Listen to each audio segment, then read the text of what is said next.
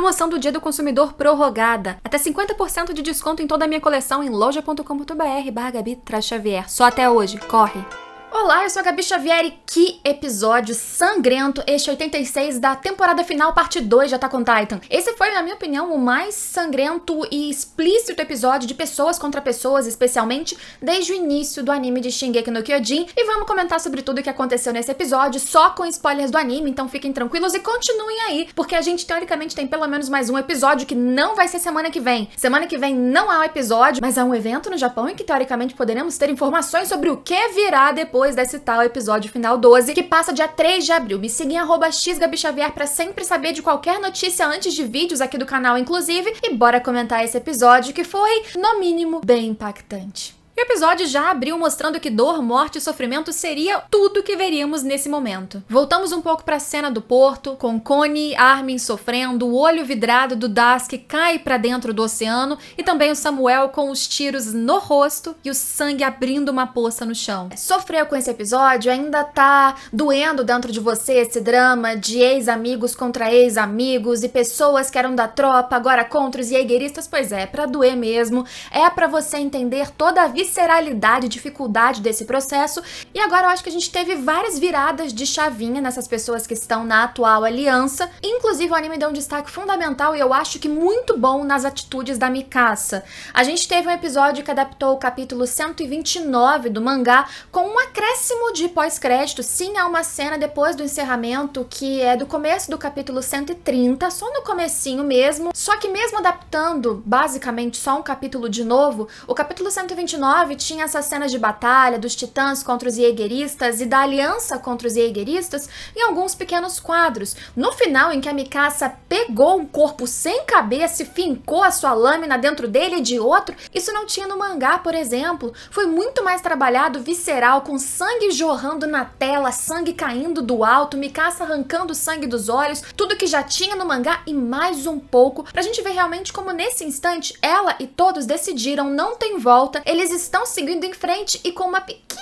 alteraçãozinha de fala da Mikasa, que eu acho que foi fundamental, talvez para um pouquinho de esperança do tom que eles vão trazer para os significados desse final, que virá em parte 3, filme, esperança de sabermos como será na semana que vem. Episódio 86 mostrou como eles conseguiram sair da Ilha de Parades. Sim, eles conseguiram. Tivemos a aparição, é claro, do Titã Galinha, pelo menos era assim que a gente chamava no mangá, e vou dizer pra vocês que curti o design, o aprimoramento desse design que veio com a animação do Mapa Studio, com uma primeira aparição também super emblemática, e a gente vai comentar porque ele tem pelo, se ele tem diferença do mandíbula do Galliard, o que tá acontecendo, por que ele ficou tão descontrolado, todas essas questões em tempo. A batalha não era fácil para ser controlada mesmo por um curto espaço de tempo com apenas 2 titãs. Por mais que seja belíssimo a gente ver Blindado e a titã fêmea em luta, em batalha, eles lutam muito bem e seguram mesmo com lanças-trovão voando de todos os cantos, as lanças são muito fatais para Annie e ainda que Uraina se coloque na frente várias das vezes, para ele também são muito perigosas. E para piorar, a gente vê o pessoal, os engenheiros da Kiyomi, de Azumabito,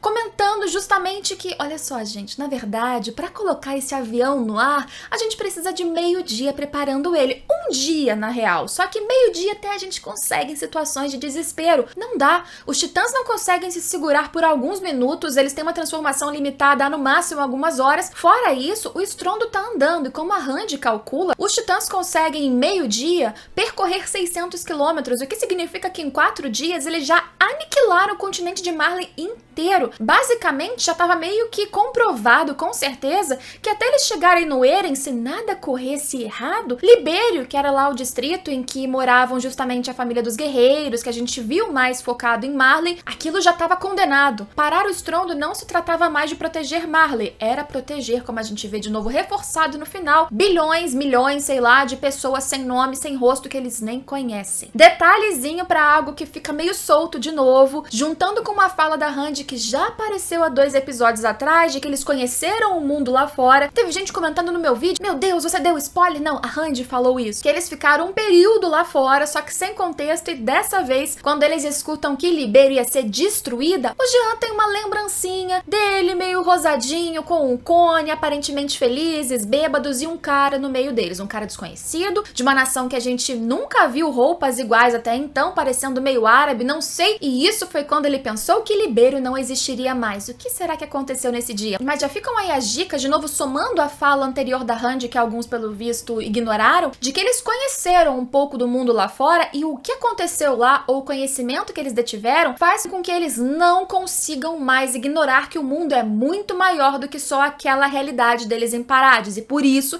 que existe esse grupo tentando parar o estrondo. Mas aí como é que faz se o avião não tem como chegar no ar? Eles têm que pegar o navio. Porque a Kiyomi, ela mostra no mapa, se vocês forem notar, Parades é uma ilha bem pertinho do continente de Marley, mas o continente tem uma longa extensão.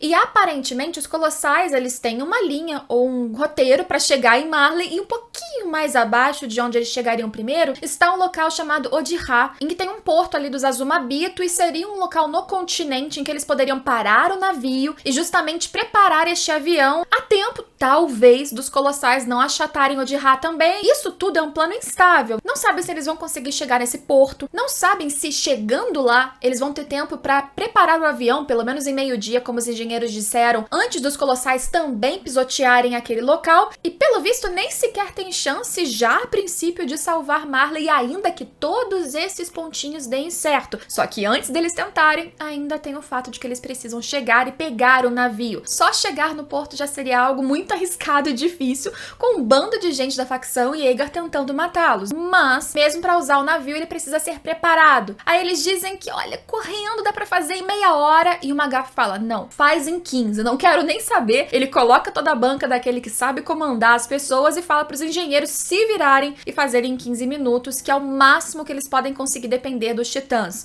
E por isso, eles saem daquele porão, a Hanji vai avisar a Mikasa, que dá o recado pra Anne dizendo, os planos mudaram, a gente não vai colocar mais avião no ar. Então proteja a galera pra eles chegarem no navio, porque a gente vai ter que sair e abastecer no continente. A Anne fica um pouco confusa. No mangá é interessante porque tinha uma fala já nesse instante da Anne se questionando se o pai dela então não estaria salvo, porque eles não iriam direto pra Marley. Só que aqui não foi inserida essa preocupação, acredito que pra deixar o efeito da Anne no pós-crédito preocupada com o pai, ela desistindo de lutar por causa dessa preocupação mais realista. Ali ela continua batalhando, blindado também, só que a coisa tá muito feia. A gente vê que tem um acréscimo importantíssimo da Mikasa, e aqui, diferente do episódio passado, que eu comentei que a Mikasa, ela tava lutando, mas batendo a cara de um na parede, não exatamente matando a princípio, nesse instante ela já começa a matar. Porque se trata muito mais do que só parar essas pessoas. É eles sobreviverem, os seus amigos mais próximos também, Jean, Ikone, Hanji sobreviverem, e ela tentar parar o estrondo ou chegar até o Eren. Pra isso,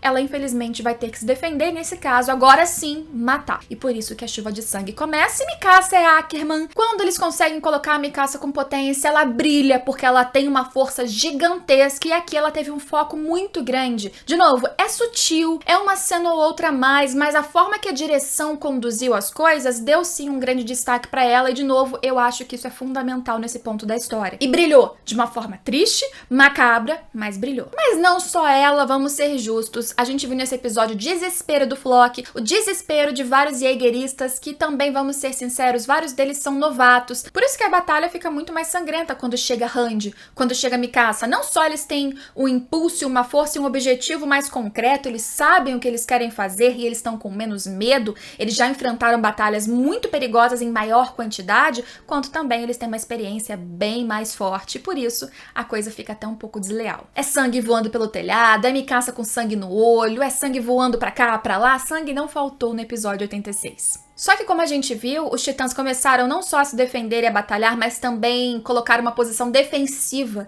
para esse time que estava indo em direção ao navio, e agindo como escudos. Por exemplo, a Anne, que bota um braço uma hora na frente do pessoal, ela não tem um corpo para aguentar as lanças trovão, e aí a mão dela já voa. E os danos começam a ser muito severos, muito grandes. Urana, inclusive, uma hora se coloca na frente dela, porque se ela recebesse a saraivada de tiro que estava indo na sua direção, ela tinha morrido. E ele já fez isso com com o Titã Bestial em Guerra por Marley. O seu Titã é um escudo, era chamado de escudo de Marley, mas ele também começa a ficar com a carapaça dele toda caída. E aí, muito frágil. Vai chegar no instante mais pro final do episódio que ele sequer consegue se mover, mas eles estão tentando, eles são as duas únicas alternativas. A Pieck tá chegando em direção ao navio, já percebendo ali a movimentação, ela vai levar Levi, o Anyankopon, que também no final ajuda a abastecer o navio, ele é importante junto com os outros engenheiros, Azumabito, e também as crianças, Gabi e Falco, e deixando eles lá, se necessário, ela entraria na briga, mas o Titã Quadrúpede não é um titã muito forte para batalhas. É claro que ele tem sua utilidade, se colocar de uma armadura, para estratégias, para se esgueirar. É um titã que tem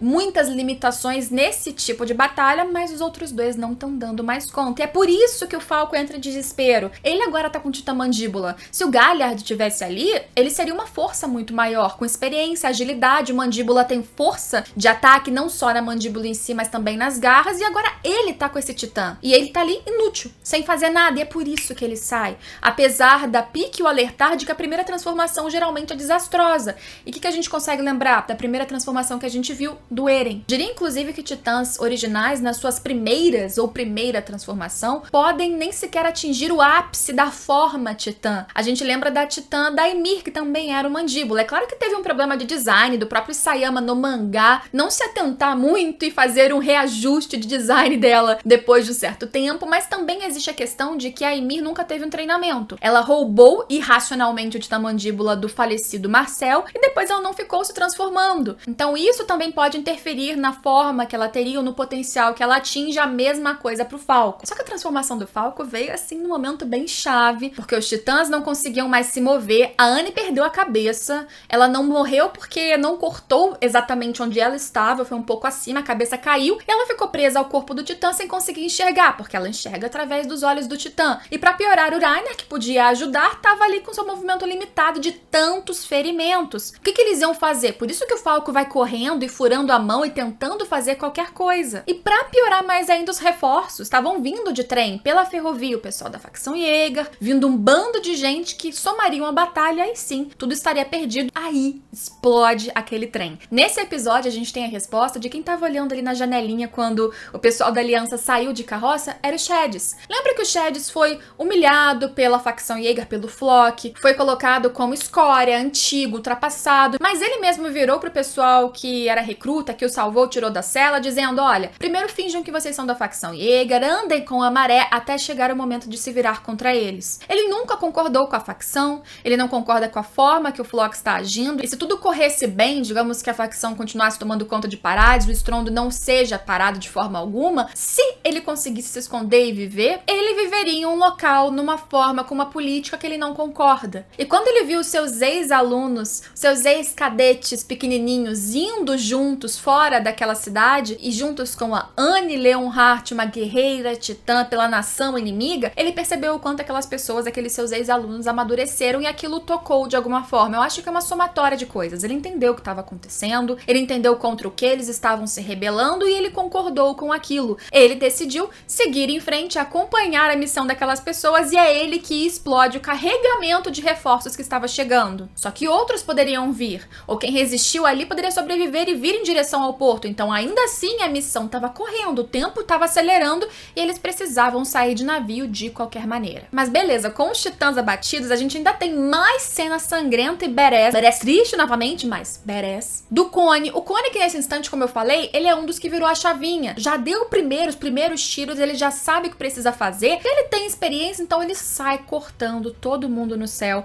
É chamado de traidor, assim como Rand e Mikasa, que vão inclusive contra o Floch. A gente tem uma sequência rapidinha da Rand trocando ali lâminas, espadas com o Floch desesperado e tentando fazer alguma coisa. E ele vai tentar, mas não vai conseguir. Nessa hora a trilha que sobe já é Ashes on the Fire, que é a trilha que abriu a parte 1 da 4ª temporada, é a trilha que sempre sobe referenciando aos guerreiros inicialmente, e agora a gente tem a Aliança lutando com essa música, uma música que vai ser a trilha da chuva de sangue do episódio. A última metade é extremamente sangrenta e aumenta quando chega finalmente então o Titã Galinha ou o Titã Falco. Todo Titã vai ter um formato mais linkado ao seu portador. O Titã do Urania tem o seu cabelinho, da Annie tem o seu cabelinho. Tanto é que o Titã Colossal do Armin é diferente do Titã Colossal do Bert, o rosto deles é diferente, o seu formato de corpo também. Isso não seria diferente com o Titã Mandíbula. Só que como o fluido que transformou o Falco primeiro era de um Titã bestial, isso mudou um pouquinho as coisas. O Titã Bestial tem um acréscimo a mais. Pelo que a gente viu, por exemplo, o Titã Bestial não é necessariamente um grande macaco. Não. Existiu sim um easter egg lá na infância do Zeke em que ele brincava com um brinquedinho de macaquinho e, coincidentemente, o seu Titã tinha aquele formato.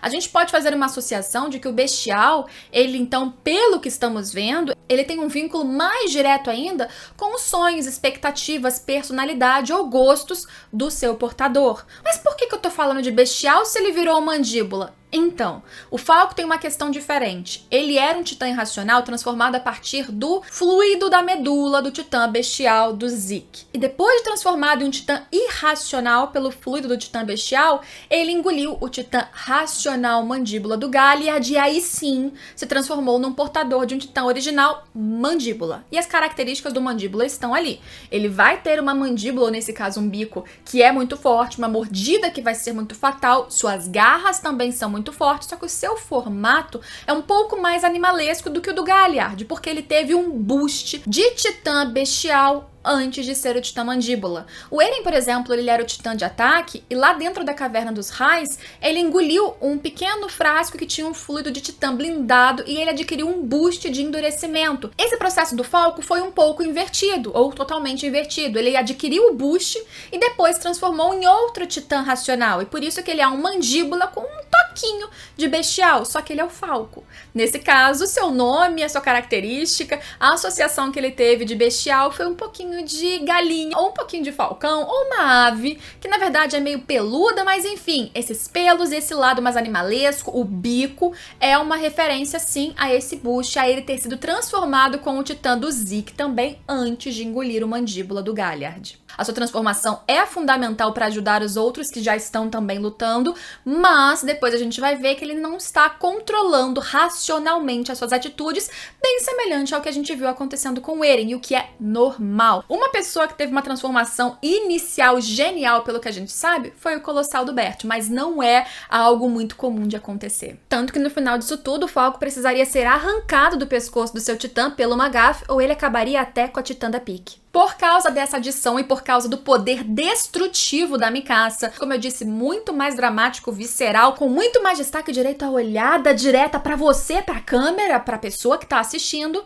Mikasa brilhou sim, brilhou novamente de forma macabra, mas brilhou nesse momento do anime. E a fala que eu disse que foi diferente foi no instante em que o Jean também ajuda no telhado e ele começa dizendo, se eu hesitar, e o pensamento da Mikasa completa, nós não vamos parar o estrondo. No mangá, era completado com, eu vou perder meus amigos, eu não vou salvar meus amigos. Aqui a intenção está focada mais objetivamente em parar o estrondo. É uma mudança sutil, mas eu acho que substancial e me enche de esperanças em algumas coisas que eu posso falar no futuro, porque ele pensa isso e a Mikasa completa, como se ela estivesse pensando nisso também. Se ela hesitar, eles não param o estrondo. Ali, a gente vê que a aliança já assume uma postura que aí sim, independente do que fez cada um deles entrar nessa missão e seguir em frente, agora é uma postura mais altruísta, porque não tem volta. Eles decidiram virar a chave e eles se voltaram contra ex-aliados. Agora, não tem mais como eles voltarem na decisão. E agora eles estão fazendo sobretudo pelo mundo, porque, por exemplo, o pessoal que era de Parades virou as costas para os antigos amigos. Agora, o pessoal que estava fazendo por Marley ou pela sua família tem a informação de que Marley nem vai mais existir, então não é mais pela família. Agora a missão é por um bando de desconhecido que para eles não merecem ser esmagados pelas lutas que às vezes, ou na maior parte das vezes, nem são deles. Ah, mas antes disso, é claro que teve a atitude desesperada do Floch tentando explodir o navio e ele quase consegue, né? Ele consegue se desvencilhar do ataque da Titã da Pique, consegue se desvencilhar do ataque da Hand, e apenas uma chance que ele abre com uma lança do trovão seria suficiente para ele atingir o casco do navio e o plano iria por água abaixo. Só que a Gabi, um tiro, um kill, né? Um hit, um kill, ou pelo menos não sabemos se matou, porque não foi um tiro bem certeiro nesse caso, pegou mais ou menos no ombro do Floch, só que ele caiu, um tiro frontal caindo logo do lado do navio e a Gabi conseguiu salvar, porque por causa do tiro, a lança-trovão desviou e não atingiu o navio que eles estavam pegando. Mais uma vez, gostando da Gabi ou não, a menina é muito boa com seus tiros. Vamos contar? A Gabi foi fundamental para a última batalha de Marley em guerra. Gabi deu um tiro na Sasha, que isso foi péssimo. Gabi deu um tiro no Eren, o que de qualquer forma foi uma cena muito incrível, impactante, um tiro certeiro também. Todos esses tiros ou produzem morte ou produzem uma cena muito importante, e ela consegue umas viradas nas batalhas. Então, Gabi, te desejo que não tenha mais guerra na sua vida, mas se tivesse, você é boa, viu? Emoções à parte, vocês sabem que eu não concordo com as atitudes do Floch, eu acho ele muito autoritário, muito cheio de si, eu não gosto da maneira que ele comanda. Nesse episódio ele vira pros Jägeristas e utiliza de uma forma que ele aprendeu um pouquinho com o Erwin de outra maneira, a manipular cabeças, dizer que eles precisam se esforçar pelas pessoas, a família deles lá, porque senão se matarem o Eren, irmãos, pais, todo mundo morreria, o que é, de certa maneira, uma verdade, mas ele faz isso com o Sasageyo fechando pra trazer um pouco de esforço honrado pras pessoas numa batalha que ele, dessa vez, não conseguiu vencer. A chance de pedir a aliança vai literalmente por água abaixo. E Magath foi o único que ficou porque ele reparou que existia um outro navio que foi capturado da galera que veio tentar invadir a ilha por Marley, e ele era mais ágil do que o que eles pegaram. Então bastava o pessoal da facção Yeager colocar o navio para andar e eles seriam interceptados antes de chegarem em Odiha. Então não dava. Ele tinha que ficar, mesmo que se sacrificando, mesmo sabendo que a missão agora não seria mais para salvar Marley, e sim para salvar todas as outras nações. Só que a facção Yeager viu que ele ficou, vários tiros iam em sua direção, e é nesse instante que a gente tem a revelação que eu falei do Shadis, que destruiu os reforços que estavam chegando, que estava disposto a ajudar, e ele está junto com o Magath, uma dualidade de dois ex-professores, comandantes, um que treinou os cadetes, que agora estão na aliança, e o outro que treinou os guerreiros, que também estão na aliança, e os dois que vão se sacrificar num tiro que será fundamental para tentar dar uma chance dessa missão deles dar certo. Os dois entram no navio, o Magath começa a preparar a pólvora para estourar dentro dele, já ciente, se trancando de que ele morreria. Ele fala pro Shadis, inclusive, olha, você pode ir embora, pula no navio enquanto há tempo, e o Shadis fala, não, eu tava mesmo procurando uma forma de morrer bem. E nesse instante de paz, a gente ainda tem um pensamento do Magath explicando a sua virada. Ele não virou de um dia pro outro, você vê que na reunião da sopa, ele ainda acusava as outras pessoas, no dia seguinte ele abaixa a onda, ele aceita inclusive os seus erros, e naquele momento final ele tá muito ciente de toda a sua culpa nesse processo, de como ele também aceitou, apesar de qualquer peso na consciência ou racionalidade que faria com que ele soubesse que ele estava agindo de maneira errada, mesmo assim ele colocou crianças para lutar, para morrerem, para matarem, destruírem a muralha de Parades, e hoje ele vê o quanto aquilo era vergonhoso e errado. Só que como o Shadis estava falando, a sua última atitude é heróica. Não é só o Shadis, como o Magath diz, que vai ser lembrado pelo mundo, se o mundo sobreviver, como um grande herói nessa etapa final. Ele também iria. Um instante final de paz, de harmonia entre aqueles que estão não fazendo um pelo outro, mas fazendo também pelos seus ex-alunos. Como o Magath diz, ele percebe que, não bem alunos, né?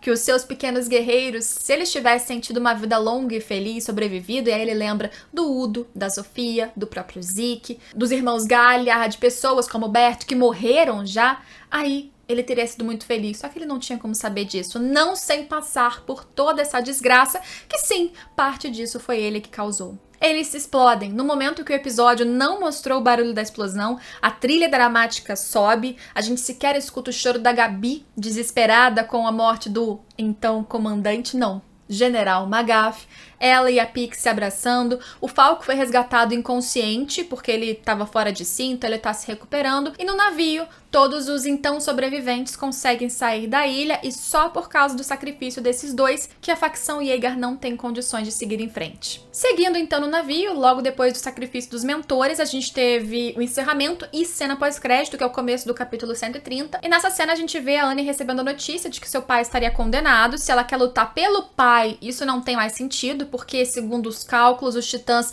já pisoteariam o Libero de qualquer maneira, então o pai dela seria morto antes deles conseguirem conseguirem chegar, e por isso ela cai em desespero, ela chora, e naquele instante eu acho que todo o peso das batalhas, de tudo que ela se sacrificou, ela quase morreu, inclusive, agora no porto, tudo isso ela fazia com um único objetivo que sempre foi muito claro, voltar pro pai dela. E agora isso não tinha mais sentido, porque o pai dela, teoricamente, já estava condenado à morte. E você vê que o ânimo, agora sim, entre aqueles da aliança que já passaram muitas etapas num instante muito curto, está diferente. A própria Mikasa agora escuta da Anne se ela aceitaria ir contra o Eren ou aceitaria ver alguém matando o Eren e não tem um impulso de raiva. Ela abaixa o olhar, ela tem uma certa empatia com a menina que tá sofrendo, uma Anne que diz que vai sair do navio, não sei como, mas que ela vai sair e tá cansada de lutar. As outras pessoas ali, como a Randy disse, aceitaram, até pelo sacrifício do Magaf, que também sabia disso, continuar a missão, mesmo sem salvar a família, porque eles estavam fazendo pelo mundo e não era mais por uma pessoa ou outra. Mas pra Anne, aquilo tá pesando, porque pra ela era uma atitude, era um objetivo muito específico há muitos anos. E eu queria também chamar a atenção pro Armin, que levou 3 tiros sim, mas os outros titãs, portadores de titãs, já se recuperaram e ali ele continua se regenerando.